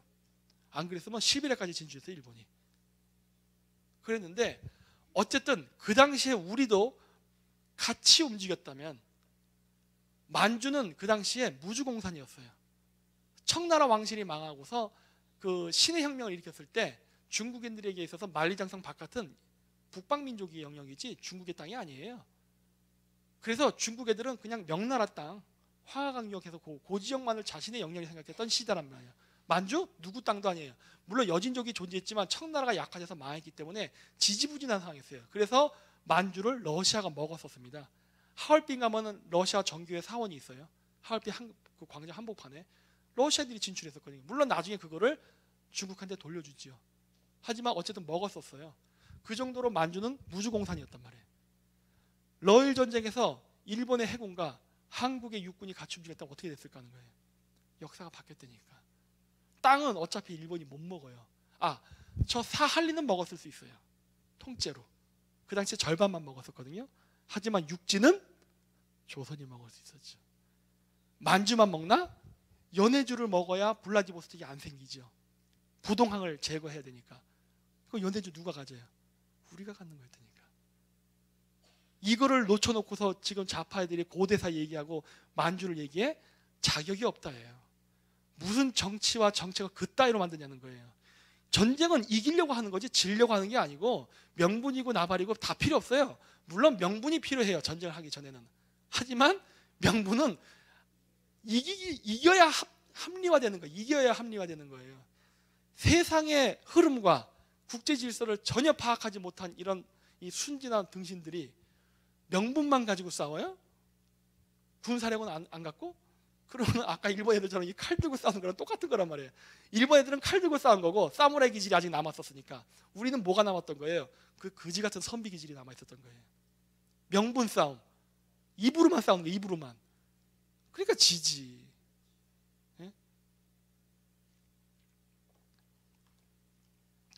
그래서 일본이 다행히도 치명적인 실수란 게 무엇이느냐? 중일전쟁이에요. 일본이 그 당시에 그냥 북쪽으로 올라갔으면 계속 지원받았습니다. 왜? 그 당시에 영국하고 미국한테 있어서 시베리아는요 쓸모없는 땅이에요. 러시아가 왜 남쪽으로 내려오려고 했고 영국이 왜 막으려고 그랬어요? 부동항 때문이죠. 부동항을 확보하는 거는 원자재와 수출을 하기 위한 항구가 필요했던 거고, 저 시베리아에 뭐가 있어요? 그 당시의 시각에서는 아무것도 없는 거예요. 일본이 그냥 계속 북진 했으면요 저 시베리아 다 먹었어요. 왜? 미국과 영국의 전폭적인 지원하에. 근데 얘네들이 하리골 전투에서 러시아한테 한번 지더니, 야 우리 쉽게 가자 이렇게 된 거예요. 쉽게 가는 게 뭐예요? 그 옆에 병신 같은 청나라, 어리버리 하잖아요. 그러니까 맨날 얻어 터지고 맨날 땅 뺏기고 하니까, 야 우리도 그러면은 청나라에 숟가락을 꼽자 이렇게 된 거예요. 우리 중국 점령하자. 왜? 러시아들 같이 무시무시한 나라예요. 러시아도 키가 이만하거든요. 일본은 요만하잖아. 야, 이거 힘든 전쟁 하지 말고 우리도 편하게 가자. 편하게. 청나라 애들 군대도 어리버리하고 군기 개판이고 이미 열강들한테 쥐어 터질 대로 쥐어 터져서 유명무실한 국가 됐으니까 우리도 그러면은 중원을 점령하면은 대영 제국이나 프랑스 같은 엄청난, 즉 영국이 맨날 그 얘기하잖아요. 셰익스피어와 인도가 있으면 뭐 셰익스피어랑 인도 안 바꾼다지만 사실은 바꿀 걸요. 걔들은 그만큼 인도가 중요한 나라였단 말이에요. 어마어마한 소비 시장이잖아요. 중국의 거대한 인구 소비 시장. 일본이 그걸 먹고 싶었죠. 쉬운 전쟁이기도 하고. 그래서 공격의 방향을 남쪽으로 내렸죠. 근데 아까 얘기했죠. 미국이 일본 왜 키웠어요? 영국이 일본을. 러시아의 남하 때문이라고 했죠. 근데 남쪽으로 내려오네. 이렇게 되면 어떻게 돼요? 이것들 많이 걷네. 이렇게 되는 거예요. 그래서 중일 전쟁 때문에 일본이 적성국으로 몰렸고 결국 패전까지 간다고요. 일본은 아주 뼈 아픈 진짜 교훈을 얻은 거예요. 내가 왜 그랬을까 하는 거죠. 내가 왜. 지금 시베리아를 바라보세요. 어마어마한 기회 땅이잖아요. 그때 시베리아 진출했으면은 진짜 강대국들의 전폭적인 지원을 받으면서 어쩌면 G2가 됐을 수도 있어요. 미국과 일본 세계를 양분화시킬 수도 있었다고. 근데 그 순간의 판단 잘못으로 기껏 얻은 땅까지 다 잃어버리고 핵폭탄 2방 맞고 완전히 패전국 돼갖고 지금까지 시달리고 있잖아요. 군대도 없어 이제는. 물론 지금 만들려고 하고 있죠. 그래서 일본은 아주 어마어마한 교훈을 얻은 거예요. 그 패배를 통해서. 우리는 하나도 교훈을 얻은 게 없어. 지금도. 왜? 우리나라가 갖고 있는 이 어마어마한 혜택 때문에 그래요. 한국 사람들은 우리가 지금 뭘 갖고 있는지 모르는데 우리나라는요, 이 부동산을 잘하는 민족이라 그러지만도 이 역세권을 정확히 알아. 이 한반도 지역을 장악한 자가 세계를 장악하거든요. 지금은 세계를 장악하기 위해서 한반도도 장악해야 돼요. 우리가 거기 그 안에 있잖아요. 워낙 첨예하고 민감한 지역이니까 지금 문재인 대통령이 온갖 진상진을 떨어도 미국이 한국을 대놓고 공격을 못하는 거예요. 왜? 자칫 잘못해도 아까 똑같아요. 러일 전쟁처럼 괜히 잘못 자극했다가 진짜 문재인이 대놓고 친중해버릴까 봐. 과거 조선이 대놓고 침노해버릴까 봐 못했던 것처럼 그러한 상황이기 때문에 쉽게 못 건드린 거예요. 그래서 어떻게 했어요? 우리나라가 당시에 뭐 청일전쟁 나고 러일 전쟁 나고 이런 각종 격동의 시기 속에서도 제대로 된 군대도 없던 조선이 그래도 60년을 버텼던 이유는 뭐예요? 강대국 간의 이해관계에 핵심이 있었기 때문에 살아남았던 거예요. 그나마. 근데 그 균형이 깨지니까 어떻게 돼요? 바로 식민지가 됐죠. 지금 우리나라가 전쟁이 안 난 이유는 딱 하나예요. 바로 그 중심지에 있기 때문에. 태풍의 눈이니까 그냥 조용한 것뿐이지 이 균형이 깨지면 바로 누가 먹어도 먹는 상황으로 간다니까요. 안 먹히려면 어떻게 돼요? 안 먹히려면 이렇게 하려는 거예요. 이렇게 하는 방법은 뭐예요? 저 당시에 조선이 조영일이죠. 조영일 군사동맹을 맺었다면은 상황 바뀌었겠죠. 지금의 상황은 뭐예요? 한미일이에요. 그렇죠? 줄 잘 서라는 거예요. 그래서 줄 잘 서라는 거예요. 엉뚱한 짓 하지 말라는 거예요. 왜? 역사를 잃은 민족이 미래 없다면서 역사를 공부해라. 역사를 공부해라. 역사 공부 안 해? 근대사 갖고 요즘 논쟁 많잖아요. 똑바로 근대사 해석하는 거야. 똑바로. 자, 이제 일본 유태인 동조론이 나옵니다. 여기 이제 이스라엘 깃발 좀 많이 있으니까 제가 요 얘기를 좀 할게요.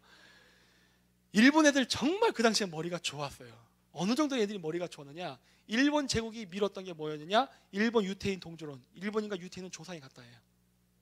그 사상. 또 하나의 사상이 뭔지 아십니까? 범트루크주의 운동이에요. 범트루크주의. 물론 제가 하는 거죠. 저도 하죠, 이거를. 되게 똑같죠. 왜?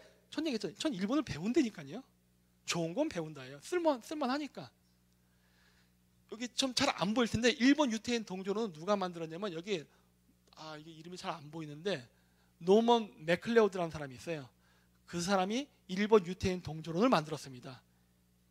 일본이랑 무역을 하면서 이게 스코틀랜드기의 영국인인데 대영 제국 사람인데 이름으로 봤을 때 얘 유태인이에요. 어쨌든 간에 그랬는데 얘가 일본이랑 와서 이게 교육을 하다 보니까 얘네들의 풍습이 유태인이랑 너무 똑같은데 이렇게 된 거예요. 그래서 일본 유태인 동조론이라는 이론을 만들어내요. 근데 얘가 그것만 만든 게 아니라 한유 동조론도 만들어요. 한국과 유태인은 조상이 같다. 요것도 있었는데 한유 동조론은 완전히 역사 속에 묻혀버려요. 일본이 우리를 식민지한 것도 있지만은 우리나라에서도 그 반유대주의적인 정서를 가진 사람들은 기독교인들이 더 많습니다. 타종교 사람들은 아예 몰라요. 모르니까 관심도 없어. 뭐 동조론이고 나발이고 아무 상관이 없는데 주로 이제 기독교 계통 사람들이 옛날 그 유태 뭐 반유대주의 이런 거 많잖아요. 유럽에.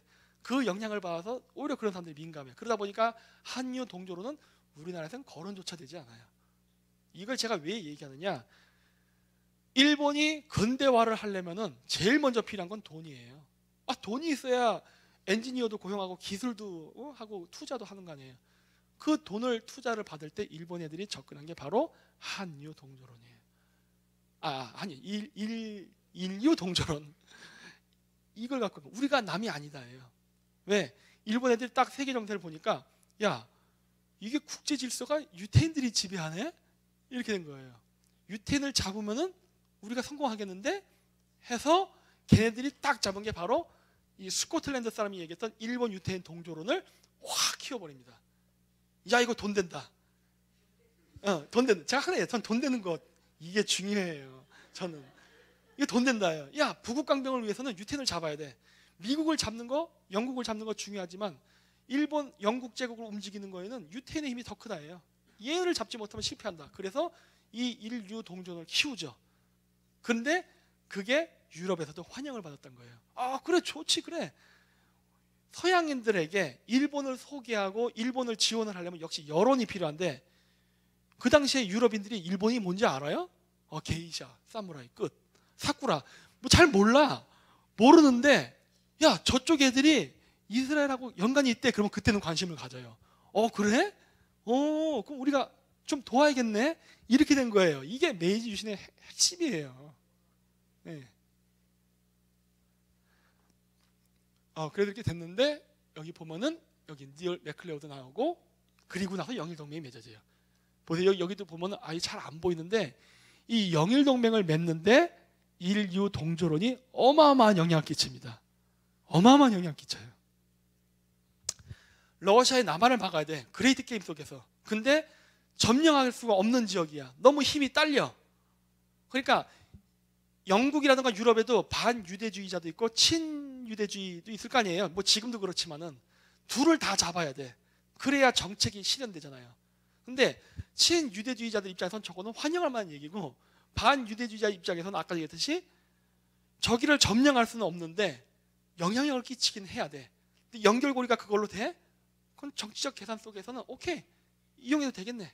이렇게 가는 거예요. 그러니까 영일동맹을 맺을 때 이것이 설득 작업이 된 거고, 그래서 러일 전쟁을 할 때 영국이 일본에다가 영국의 최신식 군함을 팔고, 그리고 러시아가 영국의 항구를 지나갈 때 배탈나게 납품을 주고 저질 석탄 주고 온갖 진당을 다 따라서 러시아인들을 이 극동에 왔을 때 그렇게 상태가 되게 만들어 버리죠. 그리고 그거 아세요? 러시아 애들이 우리나라에, 그러니까 조선의 앞바다에 왔을 때 제대로 움직이질 못했습니다. 이거 왠지 아세요? 볼셰비크 혁명이 일어났어요. 러시아에서. 제정 러시아가 무너지고 소비에트 정권이 생기는 과정이 있었기 때문에 러시아 군대가 못 움직였어요. 이거 지휘 계통을 어떻게 받아야 될지 혼란이 와버렸다고요. 그때 공격해서 이긴 거란 말이에요. 무기 지원, 자금 지원, 그 다음에 러시아군 약화시키고 러시아의 볼셰비키 혁명도 일어나요. 근데 그 볼셰비키 혁명 누가 일으켰어요? 일본도 참여했습니다. 네, 제가 굉장히 보는 사람 중에 하나인데 아카시 모토지로라는 사람인데, 이 사람이 뭐 했느냐? 영국하고 함께 공작해서 볼셰비키 혁명을 일으킨 사람이에요. 레닌에게 어마어마한 금액의 뇌물을 제공하면서 혁명을 유도했습니다. 러일 전쟁 직전에. 와, 놀랍지 않아 이거? 놀라워 이거. 그 당시에 일본이 이걸 할 수 있었다는 거예요. 와, 그러니까 진짜 일본이 지금 만약에 심해를 먹었으면요, 우리는 영원 일본이 됐습니다. 진짜 어마어마했어요 그 당시에. 근데 그 어마어마한 정보력과 자금력은 결국 유태인하고 결착했기 때문에 그게 가능했던 거예요. 그 정보 어디서 얻어요? 네? 그러면서 종횡무진 휩쓸었었죠. 한때는 중일전쟁으로 망치긴 했지만 그 정도였단 말이에요. 그 정도. 근데 우리나라는 그때 당시 뭐 했냐는 거예요 도대체. 얘네들이 조선을 먹기 위해서 이렇게 노력할 동안 우리 뭐 했냐는 거예요. 아무것도 아니잖아요. 맨날 누가 우리보다 센가, 저쪽이 세네? 저쪽이 붙자. 저쪽이 세네? 이쪽이 붙자. 지금의 좌파 똑같은 인식이에요. 야, 미국의 시대 갔으니까 중국이 붙자.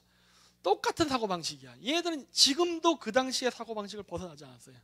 에? 이래가지고서 무슨 통일을 하겠다고. 입으로 하는 통일. 그것도 조선시대 4대부랑 똑같아. 그러니까 얘들은 다 말만 해.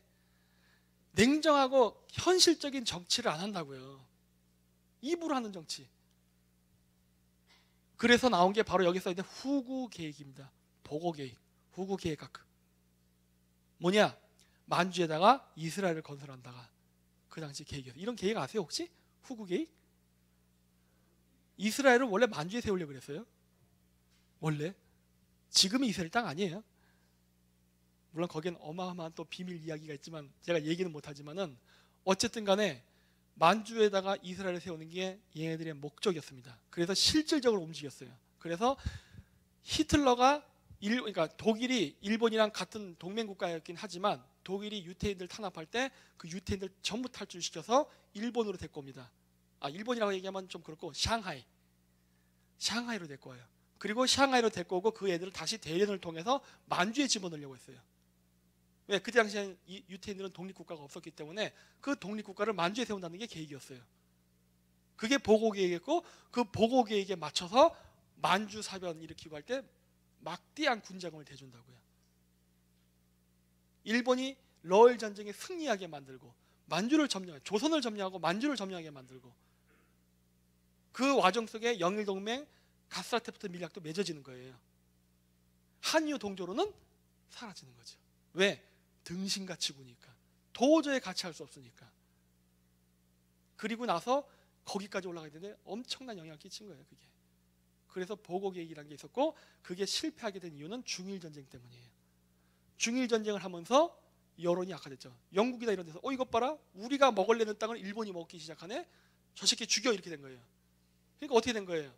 원래 유태인을 끌어들이던 이유는 뭐냐? 일본은 막대한 유태인들의 정보력과 자금력 때문이었는데 영국이나 미국하고 적대 국가가 되니까 유태인들하고 일본은 힘을 합칠 수 없게 된 거라고요. 그러니까 어떻게 된 거예요? 일본이. 그래도 일본 애들이 그래도 대련으로 유태인들을 보냈다면은 또 역사가 바뀌었을지도 몰라. 근데 일본 애들이 너무 세세하게 계산을 하다 보니까 야, 이익관계 끝났다. 때려쳐 해갖고 어떻게 됐느냐? 유태인들을 만주를 안 보내고 샹하이에서 스톱해버렸어요. 그래서 샹하이에 유태인들이 그렇게 많이 살아요. 그래서 중국이 개혁개방했을 때 어디를 열어요? 샹하이. 이런 또 배경의 역사가 있습니다. 그래서 만주의 유대인 국가 건설은 실패하게 돼요. 그리고 일본이 패전국으로 끝나면서 망합니다. 일본이 정말 패권 국가 그 목전까지 갔었어요. 어마어마했었어요. 실패했어요. 근데 어떻게 보면은 이게 우리에게는 천우신조입니다. 왜냐? 역사는요 반복돼요. 다시 한번 오는 거예요. 요거는 뭐냐? 패권 국가들의 그건데 이 세상은요 다 패권 국가입니다. 제국주의 국가예요. 늘 얘기하잖아요. 미국도 제국주의 국가예요. 저는 그렇게 생각합니다. 패권 국가 맞아요. 다만 다른 점이 있다면 과거의 패권 국가에 비해서는 부드럽게 한다는 거. 그리고 우리는 멀리 떨어져 있기 때문에 미국이 무력을 쓰려 하기보다는 키워주려고 해요. 키워서 저쪽에 있는 강대국 국가들을 견제하기 위한 수단을 쓰기 때문에 우리는 경제개발이 가능한 거예요. 그게 박정희 대통령의 경제개발한 근본적인 이유이기도 한 거예요. 공생관계가 가능해요. 그리고 또 여기도 써 있지만은 중국은 한국을 본따서 경제 성장을 했기 때문에 수출 주도형 국가예요. 그래서 한국하고 일본은요 언젠가 깨지게 돼 있어요. 같은 제품을 갖고 경쟁할 수밖에 없는 상황이기 때문에 우리가 뭐 중국 시장을 공략한다? 무슨 바보 같은 소리 하냐는 거예요. 중국 애들이 자기 제품 만들어서 국산품 쓰게 해버리면 끝나는 문제인데 안 돼요. 중국이랑 교류가 안 돼. 근데 미국은 어때요? 지금 미국의 산업 구조는 제조업이 아니라 금융업, 군수산업체로 움직이기 때문에 공생이 가능한 거예요. 그래서 미국하고 붙는 게 현실적으로 낫다예요. 이걸 지금 거꾸로 얘기하는 좌파 애들은 4대주의의 근성, 조선시대 때부터 내려왔던 우리나라 독립운동의 맥을 짚어보세요. 조선의 유생들 아닙니까?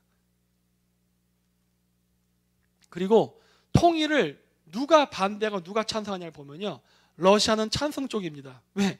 얘들 미치겠거든 지금. 러시아가 돈을 벌 수 있는 군역은 유럽밖에 없어요. 근데 우크라이나 사태 때문에 지금 유럽연합이랑 미국이 경제 봉쇄를 취해. 유럽에 수출을 못하니까 중국이 하는데 중국이 자꾸 성장하고 있어요. 중국이 성장하는 거 러시아에서 굉장히 위협적입니다. 왠지 아세요? 여러분 2017년도 작년이죠?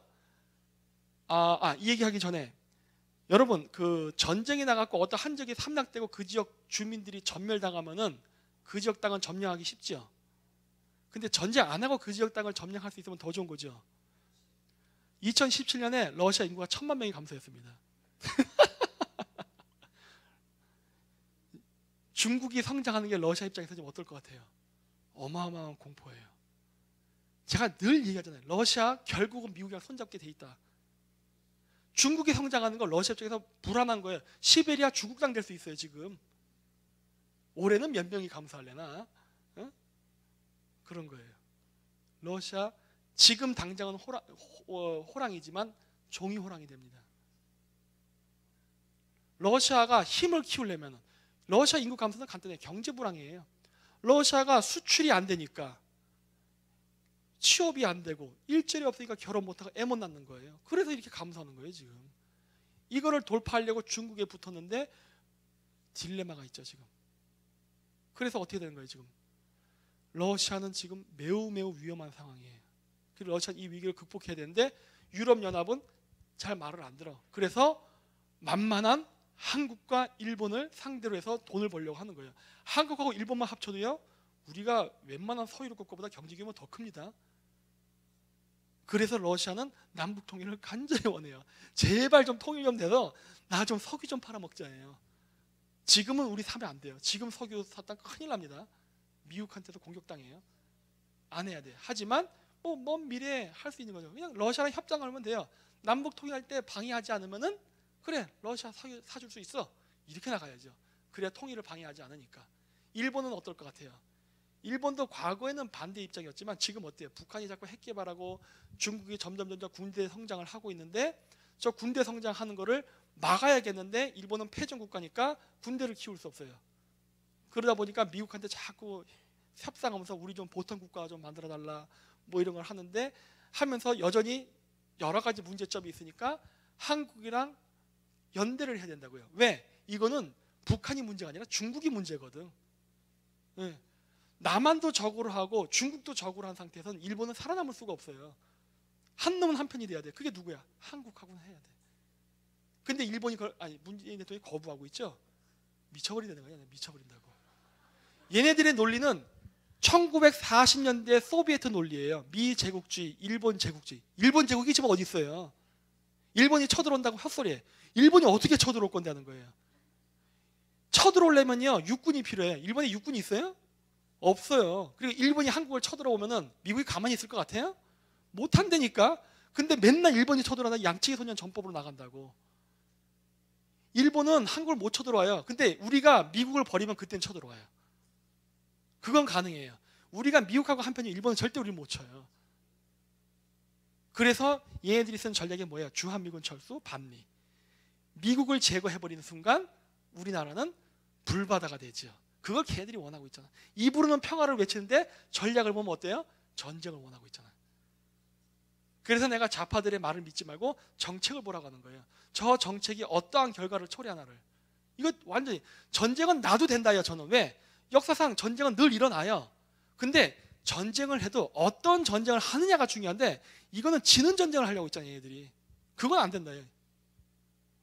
이왕하고 이기는 전쟁을 해야지. 일본, 러시아, 남북 통일을 방해하지 않는 상황으로 가고 있어요. 중국은 어때요? 방해하는 쪽으로 갑니다. 왜? 압록강을 국경으로 해서 한국하고 국경을 맞대는 건 아주 골치 아픈 일이거든. 중국만 반대해요. 중국만. 미국은 어때요? 찬성하는 쪽으로 가요. 왠지 아세요? 미국이 아직도 세계 유일의 패권 국가이기 때문에 그래요. 91년도 소련 붕괴 이후에 동유럽을 많이 미국 진영으로 끌어들였어요. 나토로 다 가입시켰잖아요. 중동도 다 작살내갖고 친소 세력 제거하고 친미 정권 세웠어요. 정리가 끝났어. 자, 이제 중국 쪽에 방해를 막아야 된단 말이에요. 그래서 지금 들어오는 거란 말이에요. 근데 여전히 미국은 중국보다 압도적으로 강해요. 그럼 우리 누구 편 들어야 돼요? 미국 편이에요. 그리고 아까 얘기했죠. 산업 구조상으로도 안 부딪혀. 경제 교류하면 우리가 돈을 버는 구조예요. 그리고 미국은 한국을 무력 점령하려고 그런다. 그러면 한국이 어디 붙겠어요? 중국에 붙으려고 그러겠죠. 그럼 배 타고 오고 전쟁하는 놈과 육지에서 싸우는 놈은 누가 더 유리해요? 육지에서 싸우는 놈이 유리하다고요. 그러니까 미국은 무력적인 방법을 쓸 수가 없다고요. 우리를 구슬려야 된다고. 당연히 우리가 유리하죠. 그러니까 우린 미국이랑 한편이 돼야 되는 거예요. 이건 너무나도 객관적이고 합리적인 결론인데 이거를 좀 반대로 끌려고 하는 거죠. 예? 죽으려고 환장했다는 거죠. 제2의 아간 파전, 제2의 러일 전쟁 대신 중일 전쟁, 제2의 을사조약이 되는 거예요. 이렇게 되면 동학혁명 정신 개성 안 됐죠? 동학운동했던 애들이 마지막에 뭐 하죠? 친일. 이거 봐라, 이거 봐라. 역사가 반복되고 있네요. 응? 콩 심은데 콩 나고 팥 심은데 팥 난다요, 진짜. 또 이 짓 하네, 또 이 짓 하네. 예? 자, 이거 그 도그빌이라는 미국 영화입니다. 한번 이제 보세요. 배신하면 죽습니다. 그거에 대한 영화예요. 배신자는 어떻게 되는가. 나중에 한번 보세요. 도그빌. 자, 우리나라가 지금 처한 상황은요, 위기이기도 하지만 기회라고 한 이유가 있습니다. 자, 이게 지금 현재 만들어진 루트고 앞으로 만들려는 루트예요. 요 밑에 게 중국의 1대1로 실크로드 프로젝트인데 한반도 안 옵니다. 왜? 중국은 남북한을 영원히 분단시키기 원하기 때문에 북한 통해서 철도 안 만들어요. 그냥 바닷길을 통해서 한국을 고립화시키려고 해요. 섬나라 국가화 시키려고 하는 거예요. 북한을 더 못 움직이게 하기. 그러니까 남북 통일은 중국만 반대하니까요. 그래서 평택 차이나타운 만들고 인천 차이나타운 만들고 하는 게 다 그 이유예요. 그리고 지방 분권화 시키면 어떻게 되죠? 저기는 중국 땅 되는 거예요. 그게 중국 애들이 목표예요. 그래서 중국과 한반도를 항구를 통해 연결한 다음에 컨트롤하려는 게 중국의 목표예요. 그래서 저렇게 만든다고요. 러시아 애들은 뭐예요? 북한을 통해서 러시아로 가려고 해요. 러시아 애들도 중국은 싫어해요.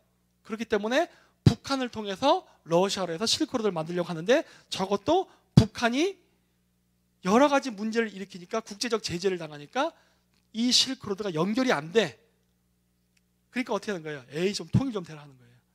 그래야 좀 남한으로 연결해서 비즈니스 좀 해먹지. 이런 상황인 거예요. 그러니까 러시아 입장에서는 어때요? 적화 통일도 상관없다요. 사실은 연결만 되면 되는 거예요. 연결만. 그렇죠? 조금 달라요. 러시아는 통일은 바라지만 적화 통일도 상관없어요. 연결만 되면 되니까.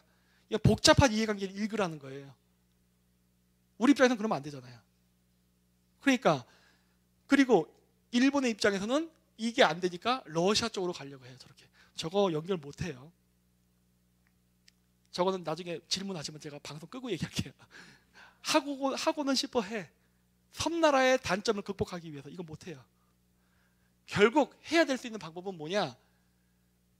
기존의 미국이 갖고 있는 태평양 항로를 이용해서 부산항에 들어오고 여기를 중심으로 해서 해저터널 뚫어서 일본으로 가고 그 다음에 유라시아로 가는 게 가장 이상적인 방법이에요. 그게 우리에게도 좋고 미국의 국익에도 맞아요.